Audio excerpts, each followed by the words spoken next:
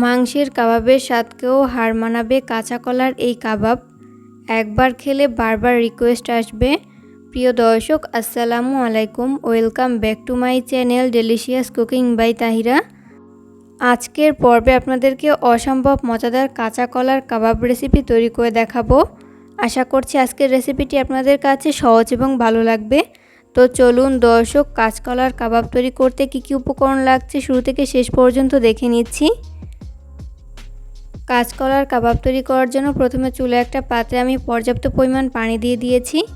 এরপর আমি এর মধ্যে ছোট সাইজের 5টি কলা এইভাবে কেটে সিদ্ধ করে নিব। চুলার স্লো মিডিয়ামের মাঝামাঝিতে রেখে এই কলাগুলোকে সিদ্ধ করে নিতে হবে। এরপর আমি এর মধ্যে ব্যবহার করব হাফ চামচ পরিমাণ হলুদের গুঁড়া। এখানে অবশ্যই হলুদের গুঁড়া ব্যবহার করতে হবে।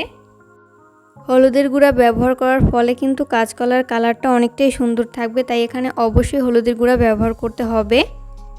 এরপর হালকা হাতে একটু নেড়েচেড়ে মিশিয়ে নিচ্ছি। এরপর চুলার হাই ফ্লেমে রেখে কলাগুলোকে খুব ভালো মতো সিদ্ধ করে নিতে হবে। একটু পরপর এইভাবে নেড়েচেড়ে মিশিয়ে নিতে হবে।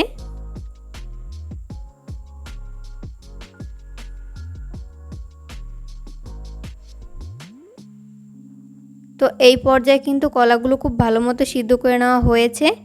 এরপর আমি এই কলাগুলোকে পানি ঝরিয়ে তুলে নিচ্ছি।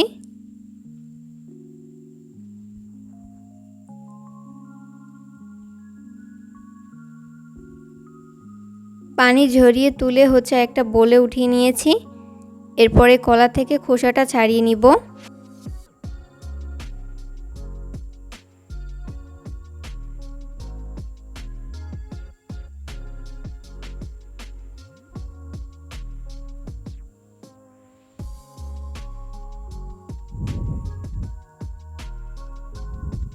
তো এই পর্যায়ে সবগুলো কলা থেকে খোসা ছাড়িয়ে নেওয়া হয়েছে। এরপর অফ ক্যামেরা এগুলোকে ভালো মতো ব্লেন্ডার করে নিব। তো এরপর চুলায় একটা পাত্র বসিয়ে দিয়েছি। এরপর আমি এর মধ্যে ব্যবহার করব 2 টেবিল চামচ পরিমাণ সয়াবিন তেল। তেল যখন মিডিয়াম আঁচে গরম হবে ওই পর্যায়ে আমি এর মধ্যে ব্যবহার করব 1/4 কাপ পরিমাণ পেঁয়াজ কুচি।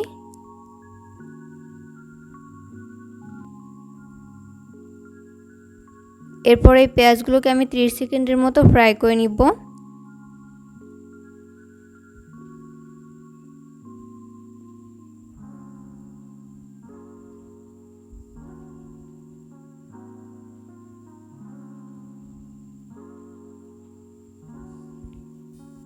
তো এই পর্যায়ে পেঁয়াজগুলো ফ্রাই করে নেওয়া হয়েছে। এরপর আমি এর মধ্যে ব্যবহার করব 1 টেবিল চামচ পরিমাণ কাঁচামরিচ কুচি। এরপর আমি আবারও ভালো মতো মিশিয়ে নিচ্ছি।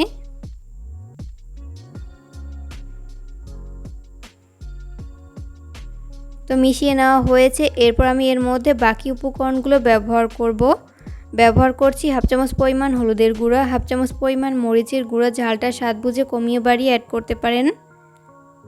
এরপর ব্যবহার করব হাফ চামচ পরিমাণ চাট মশলা, হাফ চামচ পরিমাণ ধনিয়ার গুঁড়া। এরপর ব্যবহার করব স্বাদ মতো লবণ। এরপর আবারও এই সমস্ত উপকরণগুলোকে খুব ভালো করে মিশিয়ে নিচ্ছি।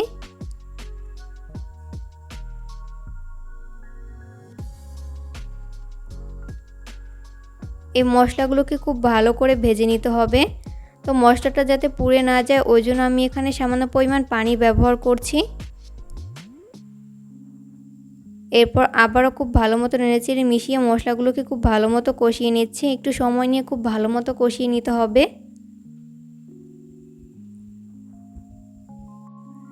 তো এই পর্যায়ে মশলাগুলো খুব ভালো মতো কষিয়ে নেওয়া হয়েছে। এরপর আমি এর মধ্যে আগে থেকে ব্লেন্ড করে রাখা কলার মিশ্রণ ঢেলে নিচ্ছি।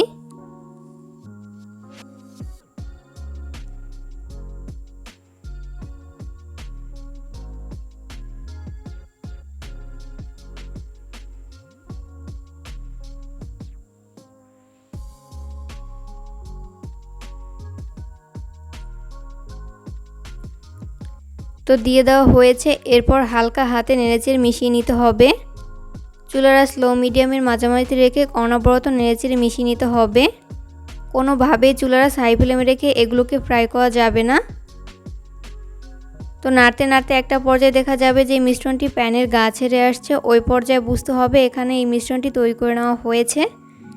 এরপর আমি চুলা থেকে নামিয়ে নিব।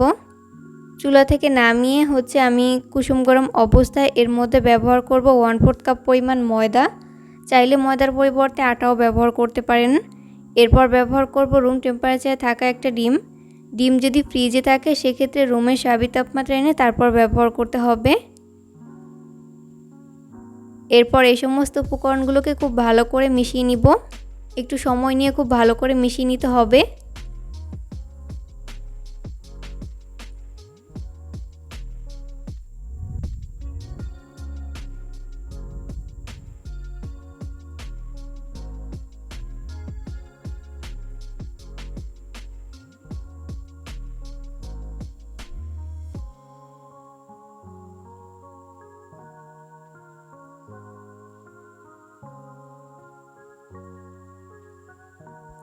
তো মেশাতে মেশাতে এরকম পারফেক্ট একটা মিশ্রণ কিন্তু তৈরি করে নেওয়া হয়েছে।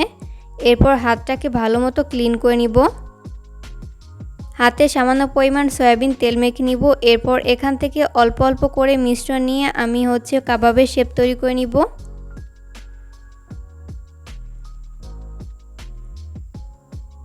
আমি এই কাবাবগুলোকে গোল শেপে তৈরি করে নিচ্ছি।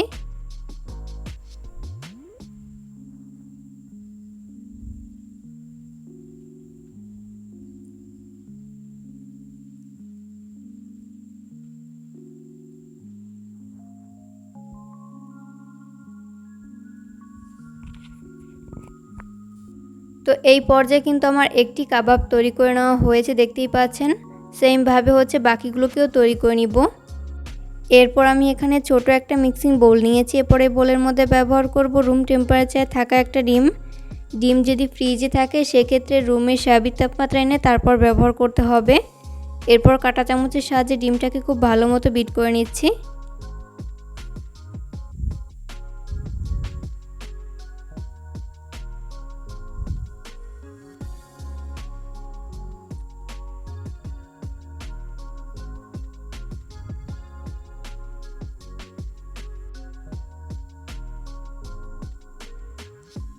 তো এই পর্যায়ে ডিম খুব ভালো মতো বিট করে নেওয়া হয়েছে। এরপর আগে থেকে তৈরি করে রাখা একটা কাবাবের মিশ্রণ এই ডিমের ব্যাটারের মধ্যে খুব ভালো মতো কোট করে নিব। আপনারা চাইলে ব্রেড ক্রাম্বসের সাহায্যেও কিন্তু কোট করে নিতে পারেন। তো এরপরে কাবাবগুলোকে ফ্রাই করে নিব। ওই জন্য চুলায় একটা ফ্রাই প্যান বসিয়ে দিয়েছি। এরপর পর্যাপ্ত পরিমাণ সয়াবিন তেল দিয়ে দিয়েছি। তেল যখন মিডিয়াম আঁচে গরম হবে ওই পর্যায়ে আমি এর মধ্যে একটি একটি করে কাবাবের শেপ দিয়ে দিচ্ছি।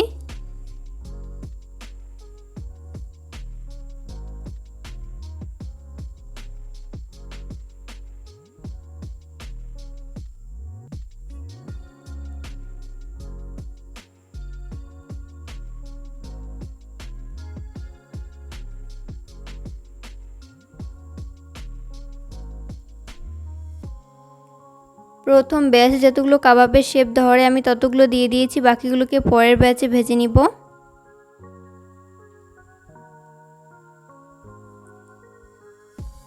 তারপর এক্সট্রা ডিমগুলোকে আমি উপর থেকে এইভাবে দিয়ে দিচ্ছি। এতে করে উপর থেকে খুব সুন্দর একটা লেয়ার ক্রিয়েট হবে আর এটা দেখতেও সুন্দর লাগবে।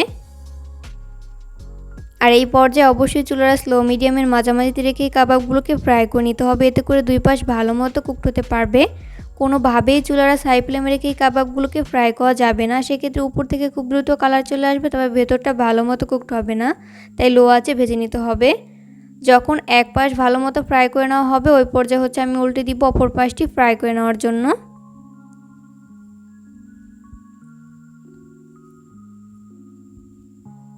উল্টে পাল্টে কাবাবের শেপগুলো যখন দুই পাশ গোল্ডেন ব্রাউন কালার করে ভেজে নেওয়া হবে ওই পর্যায়ে আমি কাবাবের শেপগুলোকে তেল ঝরিয়ে তেল থেকে উঠিয়ে নিব। সেম ভাবে আমি বাকি কাবাবগুলোকেও ফ্রাই করে নিব।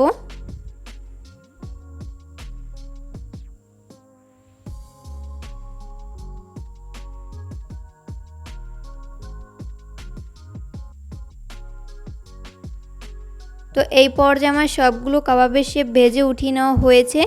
এগুলোকে আমি একটা নাস্তার প্লেটে তুলে নিয়েছি। চেষ্টা করেছি রেসিপিটি সহজভাবে শেয়ার করতে। আশা করছি আজকের রেসিপিটি আপনাদের কাছে অনেক ভালো লেগেছে। রেসিপি ফলো করে অবশ্যই বাসায় ট্রাই করবেন, দেখবেন পরিবারের ছোট থেকে বড় সবাই অনেক বেশি পছন্দ করবে আর অনেক মজা করে খাবে। কেউ খেয়ে বুঝতেই পারবে না যে এটা কলা দিয়ে তৈরি করা। কেমন লাগলো আমার আজকের এই রেসিপিটি তা অবশ্যই কমেন্ট করে জানাবেন। ভিডিও ভালো লাগলে অবশ্যই ফ্রেন্ডস অ্যান্ড ফ্যামিলিদের মাঝে শেয়ার করবেন। আর এই কাবাবগুলোকে আমি টমেটো সসের সাথে সার্ভ করেছি। পরবর্তী ভিডিও দেখার আমন্ত্রণ জানিয়ে আজকের মতো এখানেই বিদায় নিচ্ছি। সবাই অনেক বেশি ভালো থাকবেন। আল্লাহ হাফেজ।